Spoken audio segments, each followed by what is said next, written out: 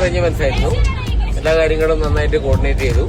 കുട്ടികളും ഹാപ്പിയാണ്, പേഴ്സണലി ഞാനും ഹാപ്പിയാണ്.